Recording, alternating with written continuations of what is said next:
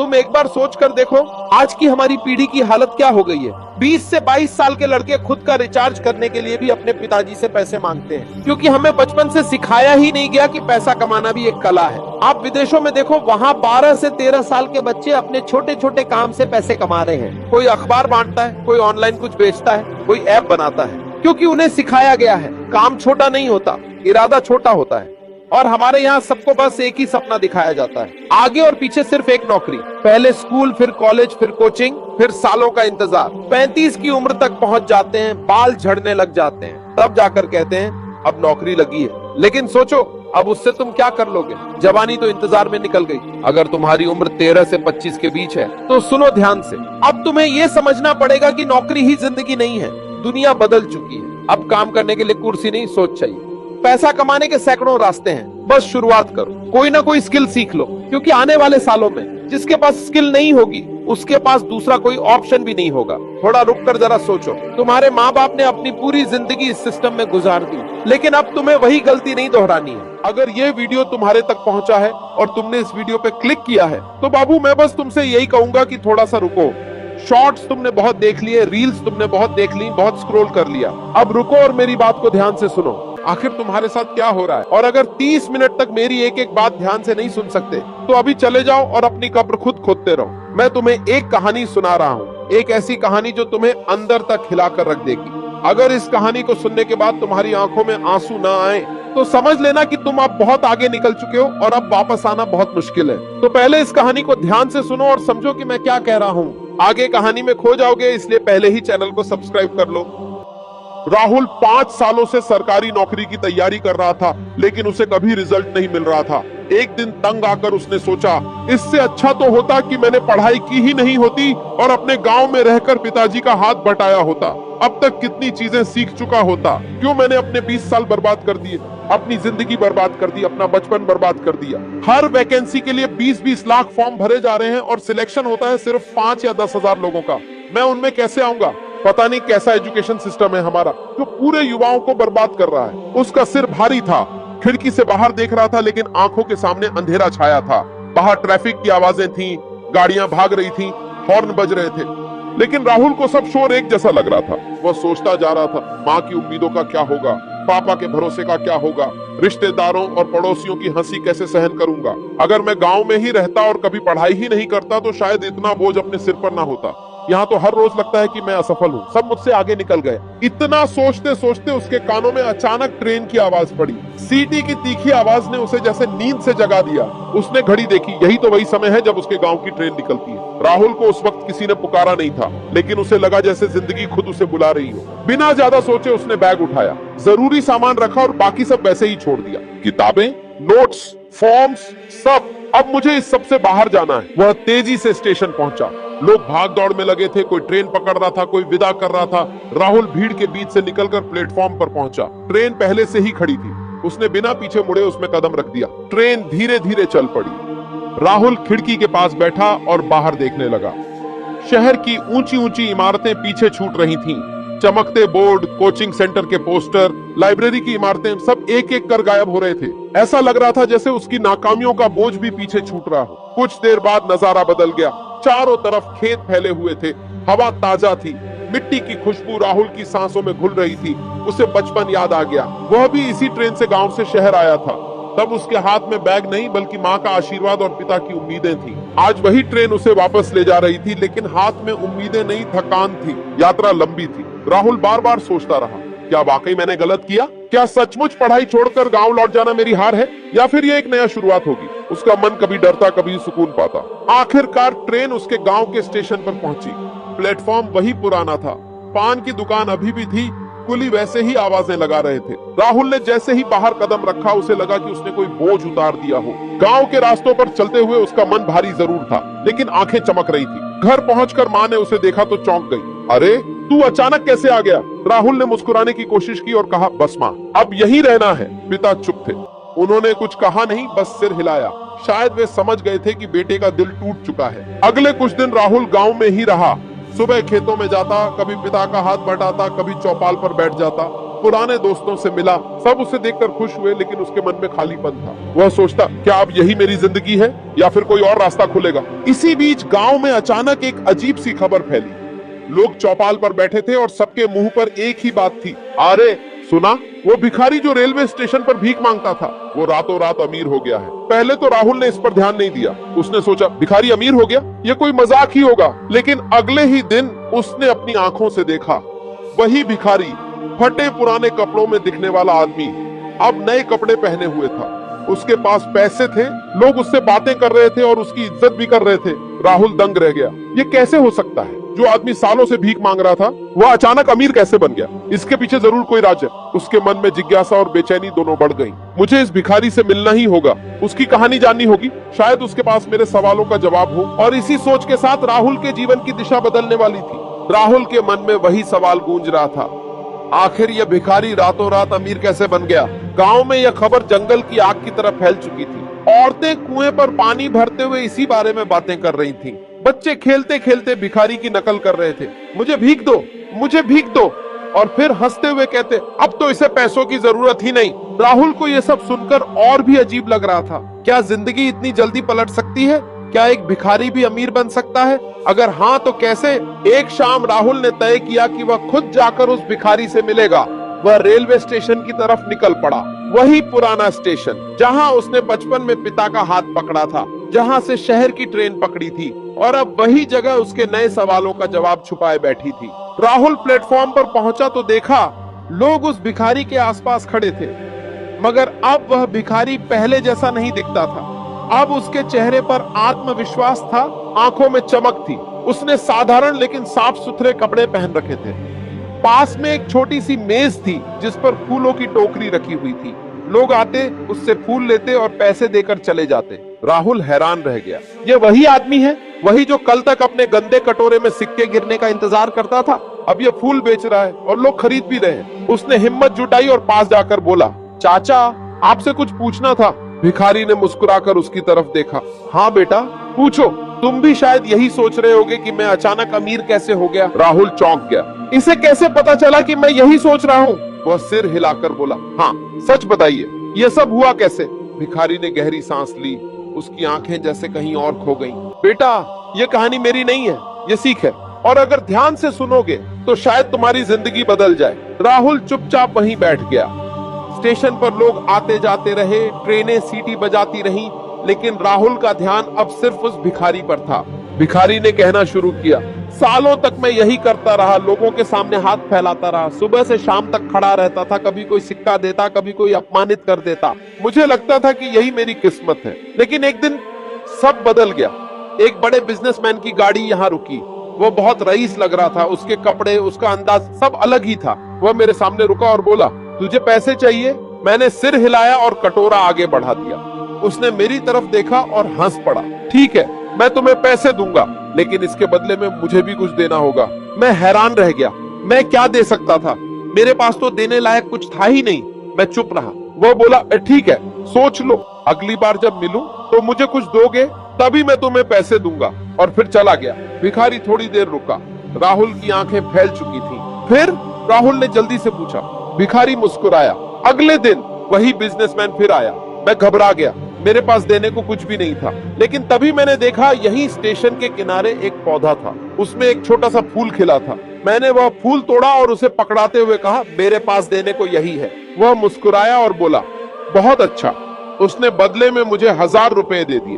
उस दिन मुझे समझ आया कि इस दुनिया में हर चीज की कीमत होती है, कोई चीज फालतू नहीं है। मैंने उस फूल की अहमियत पहली बार जानी। उसके बाद से मैंने ठान लिया कि अब मैं भीख नहीं मांगूंगा। मैंने फूल तोड़ने शुरू किए, उन्हें बेचने लगा, लोग लेने लगे। धीरे धीरे मेरे पास पैसे आने लगे। मैंने एक छोटी सी टोकरी खरीदी, फिर थोड़े और फूल लाने लगा, और देखो आज अब मैं फूल वाला हूँ, भिखारी नहीं। राहुल ने चुपचाप पूरी कहानी सुनी। उसके भीतर हलचल मच रही थी। मतलब इंसान के पास हमेशा कुछ होता है बेचने के लिए, बस समझ नहीं पाता कि वो चीज क्या है। भिखारी ने आगे कहा, बेटा, उस बिजनेसमैन ने मुझे सिर्फ पैसे नहीं दिए, उसने मेरी सोच बदल दी, और यही सोच इंसान को अमीर बनाती है। राहुल की आंखें गीली हो गईं। उसे लगा जैसे किसी ने उसके अंदर जमी धूल साफ कर दी हो। उसने मन ही मन ठान लिया, अब मैं भी जानूंगा कि मेरे पास बेचने के लिए क्या है। अब मैं भी भीड़ का हिस्सा नहीं, अपनी राह बनाने वाला बनूंगा। भिखारी की कहानी सुनकर राहुल देर तक वहीं बैठा रहा। स्टेशन की भीड़ उसके लिए गायब हो चुकी थी। उसके कानों में सिर्फ वही शब्द गूंज रहे थे, इस दुनिया में हर चीज की कीमत होती है। राहुल को महसूस हुआ कि यह कोई साधारण घटना नहीं है। यह आदमी जिसे उसने सालों से कटोरा लिए खड़ा देखा था, अब बिल्कुल बदल चुका था और उसकी बातों में एक अजीब सी ताकत थी।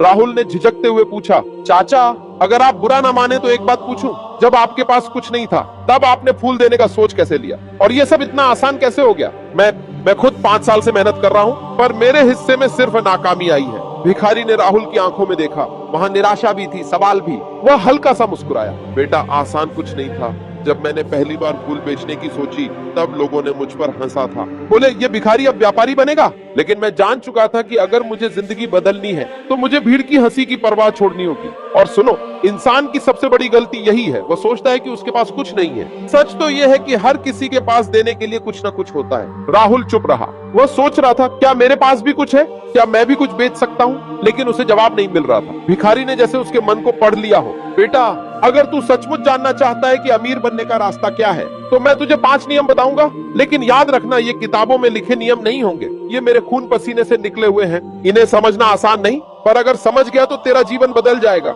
राहुल का दिल जोर जोर से धड़कने लगा। 5 नियम, यही वो चीज हो सकती है जिसकी मुझे तलाश थी। उसने तुरंत कहा, हाँ चाचा, मुझे बताइए, मैं सुनने के लिए तैयार हूँ। भिखारी ने गहरी सांस ली और बोला, नहीं बेटा, अभी नहीं, जल्दीबाजी मत कर। जो चीज सालों में सीखी है, उसे एक दिन में समझना नामुमकिन है। पहले तुझे ये साबित करना होगा कि तू सचमुच बदलना चाहता है। जब तक तेरे मन में दृढ़ता नहीं होगी, तब तक कोई नियम काम नहीं करेगा। राहुल ने सिर झुका लिया। उसके अंदर से आवाज आई, हाँ, मैं बदलना चाहता हूँ, अब और नहीं। भिखारी ने उसकी तरफ हाथ बढ़ाया और कहा, ठीक है, कल सुबह यहीं स्टेशन पर मिलना। मैं तुझे पहला नियम बताऊंगा, और याद रखना, हर नियम तुझे अपनी आंखों से देखना होगा, सिर्फ सुनकर नहीं समझ पाएगा। राहुल ने हाँ में सिर हिलाया। उसके अंदर अजीब सा उत्साह जाग रहा था, जैसे इतने सालों की नाकामी के बाद अब कोई दरवाजा खुलने वाला हो। उस रात राहुल घर लौटा तो सो नहीं सका। माँ पूछती रही, क्या हुआ बेटा, कुछ सोच रहे हो? लेकिन राहुल ने कुछ नहीं बताया। उसने बस कहा, माँ, कल से सब बदल जाएगा। रात भर वह करवटें बदलता रहा। दिमाग में बार बार वही सवाल आता, पहला नियम क्या होगा? कहीं ये सब झूठ तो नहीं? लेकिन अगर सच हुआ तो? अगर सचमुच मेरी जिंदगी बदल सकती है? सुबह होते ही राहुल स्टेशन की ओर निकल पड़ा। सूरज की किरणें खेतों पर चमक रही थीं, हवा ताजगी से भरी थी, लेकिन राहुल के दिल की धड़कनें तेज थीं। स्टेशन पर पहुंचते ही उसने देखा, भिखारी पहले से मौजूद था, लेकिन आज वह पहले जैसा भिखारी नहीं लग रहा था। उसने साफ कपड़े पहने थे और उसकी टोकरी में ताजे फूल रखे हुए थे। लोग आते, मुस्कुराकर उससे फूल लेते, पैसे देते और चले जाते। राहुल पास गया और बोला, चाचा, मैं आ गया। भिखारी ने उसकी तरफ देखा और बिना समय गंवाए कहा, ठीक है, आज मैं तुझे पहला नियम बताता हूँ। याद रख, अमीर बनने का पहला नियम है, देना सीखो। इस दुनिया में जो देता है वही पाता है। तू चाहे समय दे, मेहनत दे, या एक फूल ही क्यों ना दे, देना जरूरी है। जब तक इंसान सिर्फ लेने के बारे में सोचता रहेगा, वह भिखारी ही रहेगा। जब वह देना शुरू करता है, तभी से वह अमीर बनने की तरफ बढ़ता है। राहुल ने ध्यान से सुना। देना क्या सचमुच इतना आसान है? भिखारी ने उसकी आंखों में देखते हुए कहा, बेटा, आसान नहीं है। सबसे मुश्किल चीज है बिना उम्मीद के देना। लोग हंसेंगे, लोग तुझे पागल कहेंगे, लेकिन तू अगर दिल से देता रहेगा तो धीरे धीरे तुझे उसका फल मिलेगा। यही पहला कदम है। राहुल चुप हो गया। उसने अपने जीवन को याद किया। मैंने तो हमेशा लिया ही है, पापा का पैसा, माँ की उम्मीदें, कोचिंग का समय, लेकिन मैंने कभी दिया क्या? राहुल उस दिन घर लौटा तो हाथ में एक छोटा सा फूल था। बाहर से देखने वाले को यह बस फूल लगता, लेकिन राहुल के लिए यह अब एक प्रतीक बन चुका था, उसके नए सफर का पहला कदम। रात भर उसने उस फूल को किताब के पन्नों में दबा कर रखा। यह मुझे याद दिलाएगा कि अब जिंदगी सिर्फ लेने के लिए नहीं, देने के लिए है। अगली सुबह राहुल फिर से स्टेशन पहुंचा। उसका मन उतावला था।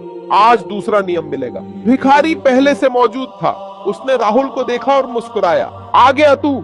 अच्छा है, लेकिन याद रख बेटा, नियम सुनना आसान है, निभाना मुश्किल। आज तुझे दूसरा नियम तभी समझ में आएगा जब तू इसे जिएगा। राहुल ने उत्सुकता से पूछा, क्या करना होगा मुझे? भिखारी ने अपनी टोकरी की तरफ इशारा किया। आज तू मेरे साथ फूल बेचेगा। राहुल चौंक गया। मैं फूल बेचूं? लोग क्या कहेंगे? गांव वाले हंसेंगे। राहुल जो सरकारी नौकरी की तैयारी कर रहा था, अब फूल बेच रहा है। लेकिन तुरंत उसके दिमाग में भिखारी के कल के शब्द गूंजे, लोग हंसेंगे, लेकिन तू डटे रहना। राहुल ने हिम्मत जुटाई और टोकरी उठा ली। प्लेटफॉर्म पर लोग आते जाते रहे। राहुल झिझकता हुआ पहली बार एक यात्री के पास गया। भाई साहब, फूल ले लीजिए। यात्री ने उसे घूरा और बिना जवाब दिए आगे बढ़ गया। राहुल का चेहरा उतर गया। मुझसे नहीं होगा, भिखारी ने हंसते हुए कहा। पहली ठोकर जरूरी है, चल दोबारा कोशिश कर। राहुल ने हिम्मत की। इस बार एक महिला यात्री के पास गया। मैडम, ताजे फूल हैं, लीजिए ना। महिला ने टोकरी देखी, मुस्कुराई और 2 फूल खरीद लिए। राहुल के हाथ में पहली बार कुछ रुपए आए। उस पल राहुल के भीतर अजीब सा जोश जागा। मैं कर सकता हूँ। धीरे धीरे उसने और लोगों से बात करनी शुरू की। कभी कोई मना कर देता, कभी कोई हंस देता, लेकिन कई लोग फूल भी खरीद लेते। हर सिक्के के साथ राहुल को लगता कि उसका आत्मविश्वास लौट रहा है। कुछ घंटे बाद टोकरी खाली हो चुकी थी। राहुल थक चुका था, लेकिन उसके चेहरे पर मुस्कान थी। चाचा, आज तो मजा आ गया। मैंने कभी सोचा भी नहीं था कि मैं फूल बेच सकता हूँ। भिखारी ने सिर हिलाया और गंभीर स्वर में बोला, यही है दूसरा नियम बेटा। सुन, अमीर बनने का दूसरा नियम है, मेहनत से शर्म मत करो। काम छोटा बड़ा नहीं होता। भिखारी भीख मांगता है क्योंकि उसे लगता है कि मेहनत उसके बस की बात नहीं, और अमीर इसलिए अमीर है क्योंकि उसे मेहनत करने में शर्म नहीं आती, चाहे काम कितना भी छोटा क्यों ना हो। अगर ईमानदारी से किया जाए तो वही अमीरी का रास्ता खोलता है। राहुल ने यह सुनकर गहरी सांस ली। उसकी आंखों के सामने अपनी पुरानी जिंदगी घूम गई। पढ़ाई के नाम पर कमरे में बंद रहना, परिवार का बोझ उठाना, लेकिन असल मेहनत से बचना। क्या मैंने भी मेहनत से मुंह मोड़ लिया था? भिखारी ने उसकी सोच को तोड़ा।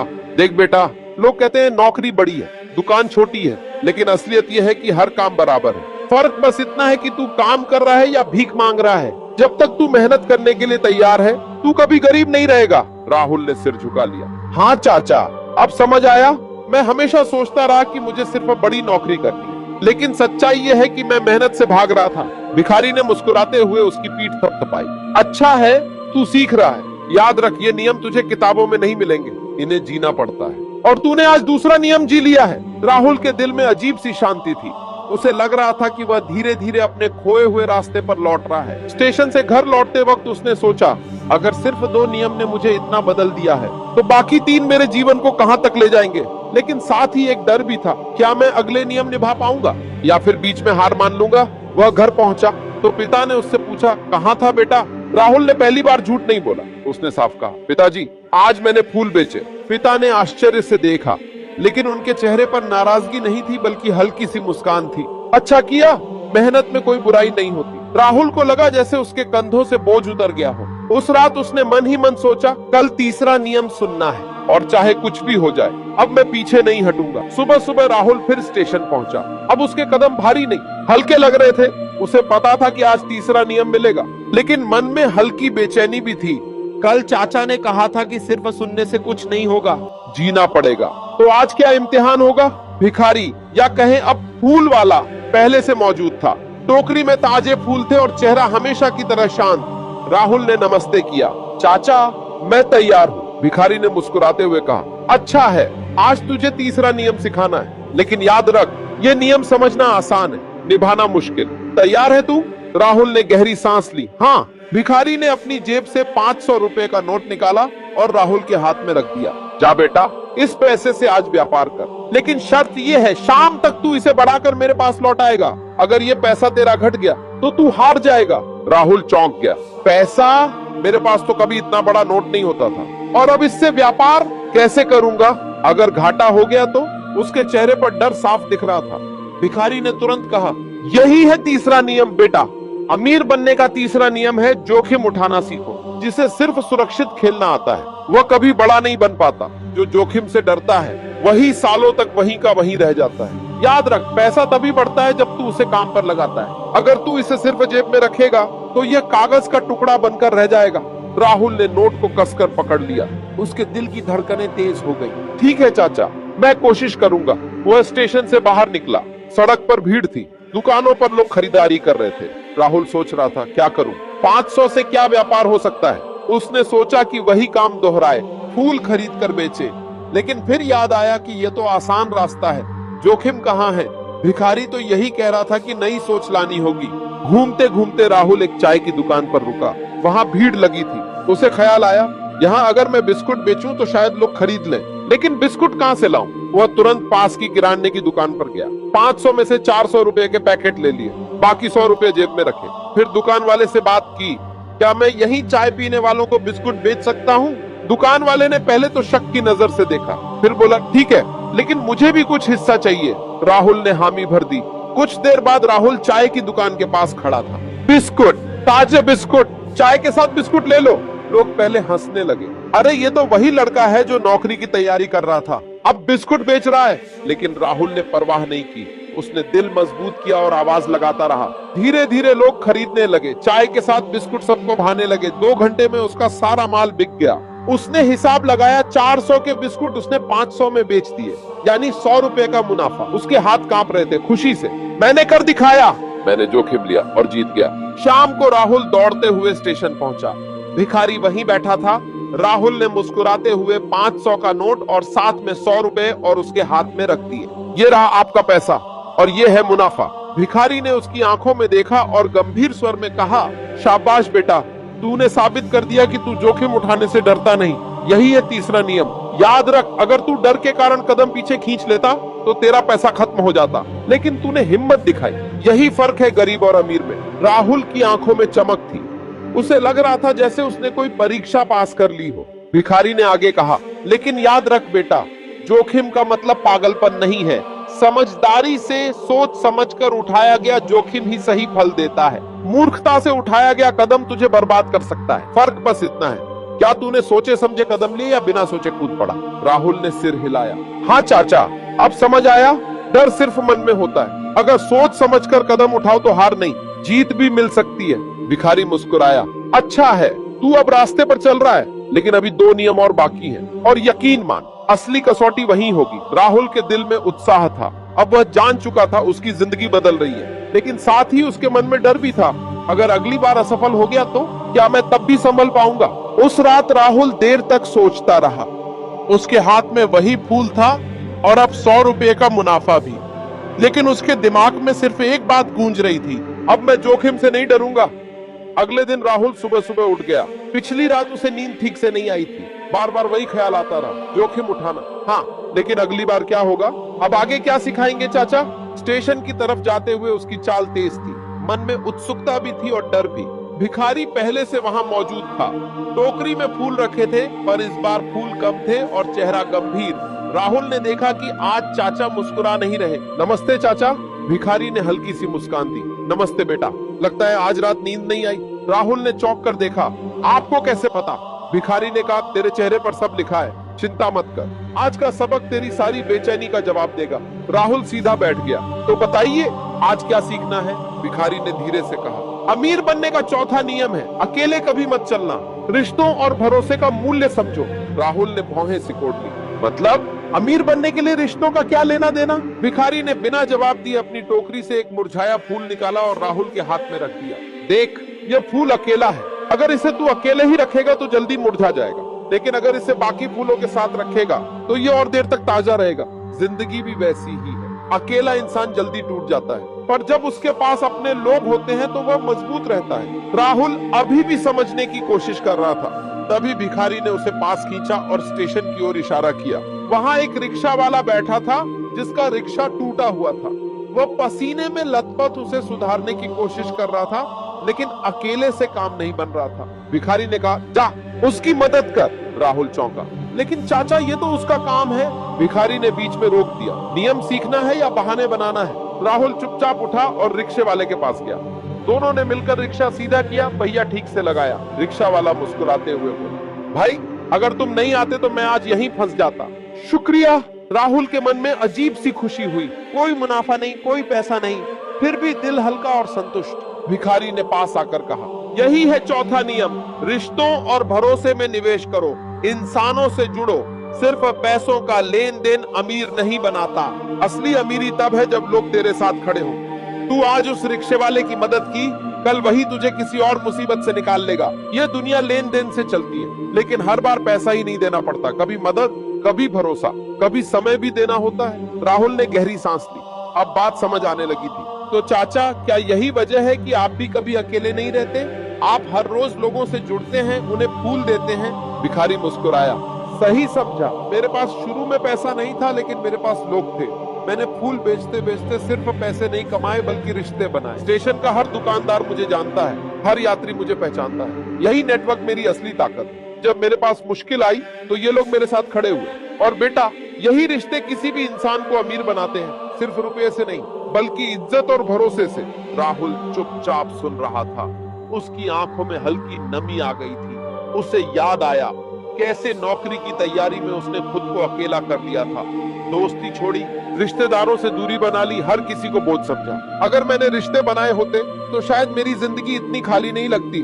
भिखारी ने उसके कंधे पर हाथ रखा। याद रख बेटा, अकेले चलोगे तो शायद थोड़ा आगे बढ़ जाओगे, लेकिन दूर तक जाना है तो साथ चाहिए। और यही चौथा नियम है। राहुल ने सिर हिलाया।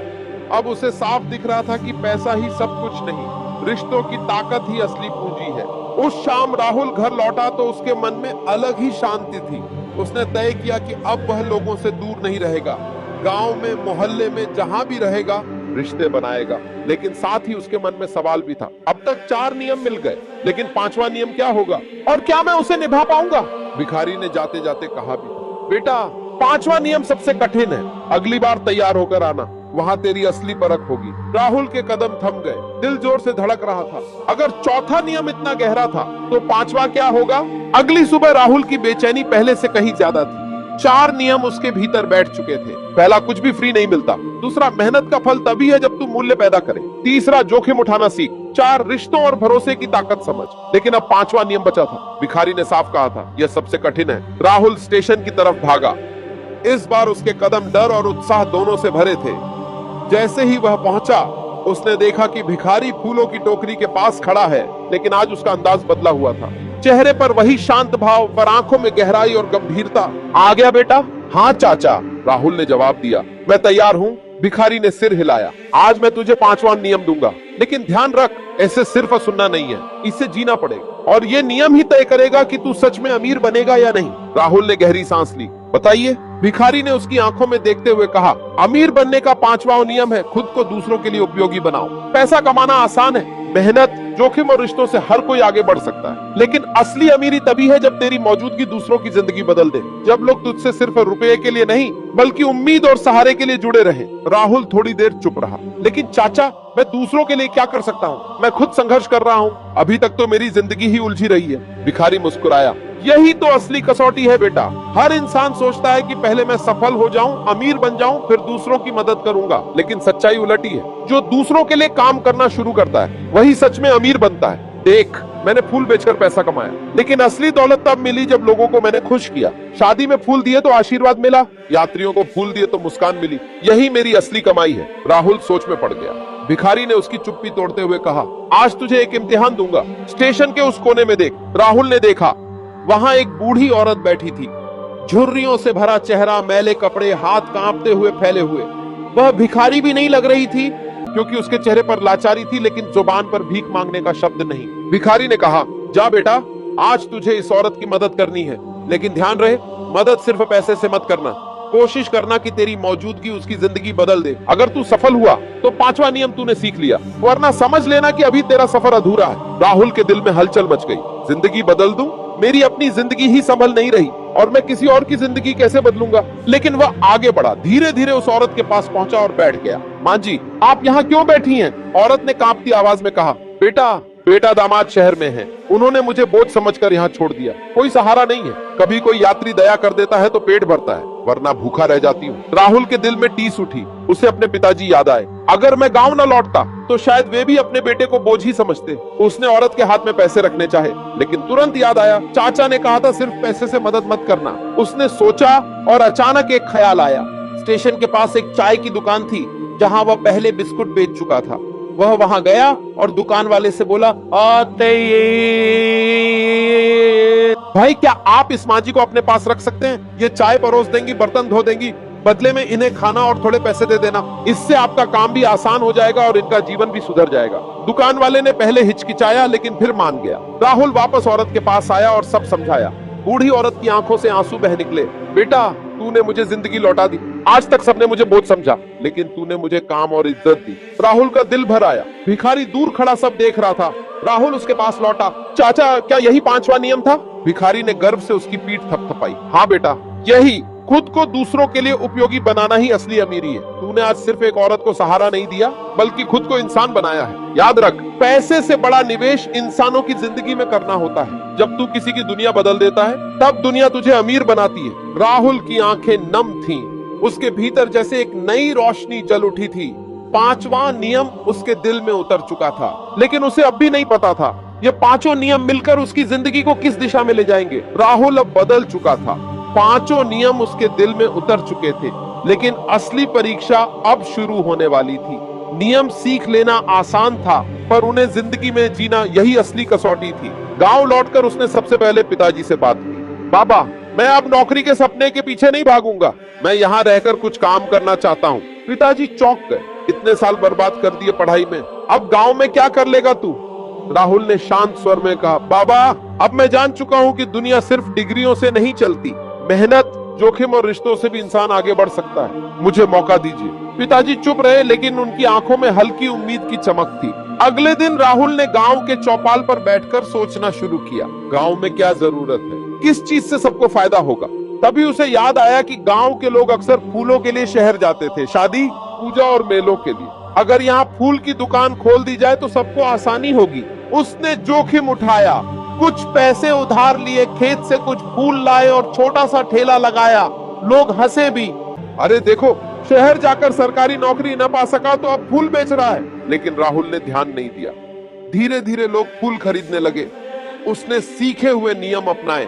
हर फूल की कीमत तय की, कुछ भी फ्री नहीं दिया। फूल सजाकर बेचे ताकि लोगों को मूल्य महसूस हो। उधार लेकर जोखिम उठाया। गांव वालों से दोस्ती की, हर किसी का ख्याल रखा। और सबसे बढ़कर जब कोई बूढ़ी दादी फूल खरीदने आई और पैसे कम पड़े तो राहुल ने कहा, आप पैसे मत दीजिए, ये फूल आपके लिए है, बस मुझे आशीर्वाद दीजिए। लोगों को लगा कि राहुल सिर्फ बेच नहीं रहा बल्कि उनके लिए कुछ कर रहा है। धीरे धीरे उसका काम बढ़ा। कुछ महीनों में राहुल की फूल की दुकान गांव से कस्बे तक पहुंच गई। उसने और लोगों को काम पर रखा। एक लड़का फूल तोड़ने के लिए, एक लड़की गजरे बनाने के लिए। राहुल ने चौथा नियम याद रखा, अकेले मत चलो।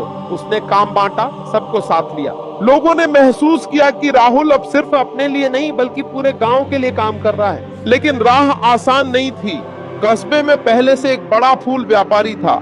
उसने राहुल को धमकी दी, या तो मेरा माल बेचेगा या यहाँ से दुकान हटाएगा, वरना पछताएगा। राहुल डर गया, लेकिन उसने तीसरा नियम याद किया, जोखिम उठाना। उसने व्यापारी की बात मानने के बजाय अपने फूलों की गुणवत्ता और सेवा बेहतर की।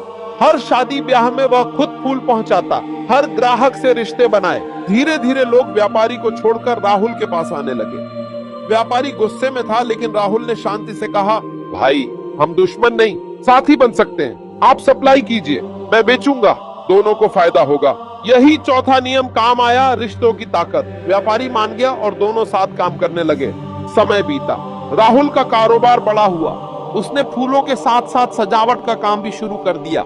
गांव का लड़का जो पहले बिस्कुट बेच रहा था, अब पूरे इलाके का बड़ा व्यापारी बन चुका था। लेकिन राहुल को सबसे ज्यादा खुशी तब मिली जब उसने अपने गांव के बेरोजगार युवाओं को काम दिया। मेरे जैसा कोई और 20 साल किताबों में जिंदगी बर्बाद न करे, सबको मौका मिलना चाहिए। गांव वाले राहुल को अब सिर्फ व्यापारी नहीं बल्कि नेता मानने लगे। एक दिन वही भिखारी जिसने राहुल को 5 नियम सिखाए थे, अचानक गांव आया। अब वह बूढ़ा हो चला था। राहुल ने उसे पहचानते ही गले लगा लिया। चाचा, अगर आप ना होते तो मैं आज यहाँ ना होता। भिखारी ने मुस्कुराकर कहा, नहीं बेटा, मैंने सिर्फ रास्ता दिखाया, चला तू खुद है। राहुल ने उन्हें अपनी दुकान, गोदाम और काम करने वाले लोग दिखाए। गांव वाले भी इकट्ठा हो गए। सब कहने लगे, राहुल ने हमारे गांव को बदल दिया है। भिखारी की आंखों में आंसू थे। यही असली अमीरी है बेटा। पैसा तो हर कोई कमा सकता है, लेकिन जो इंसान दूसरों की जिंदगी बदल दे वही सच में अमीर होता है। राहुल ने झुककर उनके पैर छुए। चाचा, ये 5 नियम मैं कभी नहीं भूलूंगा। ये सिर्फ मुझे अमीर नहीं, इंसान भी बना गए। भिखारी ने धीरे से कहा, अब तू ही इन नियमों को आगे बांट ताकि कोई और भी अपनी जिंदगी बर्बाद न करे। और उसी दिन से राहुल ने गांव के युवाओं को सिखाना शुरू किया, मेहनत की कीमत समझो, अपने काम से मूल्य पैदा करो, जोखिम उठाओ, रिश्ते बनाओ और सबसे बढ़कर खुद को दूसरों के लिए उपयोगी बनाओ। राहुल की कहानी अब सिर्फ गांव तक नहीं रही, वह पूरे जिले में मिसाल बन गया। लोग कहते, जिस लड़के ने 20 साल किताबों में खपा दिए और खुद को नाकाम समझा, वही आज हजारों की जिंदगी का सहारा है। और राहुल हर बार मुस्कुराकर यही कहता, अमीर बनने का मतलब सिर्फ जेब भरी होना नहीं है, बल्कि दिल और रिश्ते भरना है। भिखारी की कही हुई बातें अब उसके जीवन का हिस्सा थी। राहुल ने 5 नियम सीखे, उन्हें जिया और साबित कर दिया कि सफलता डिग्री से नहीं, सोच से मिलती है। उसकी कहानी हर उस युवा के लिए आईना थी जो सपनों के पीछे भागते भागते खुद को खो देता है।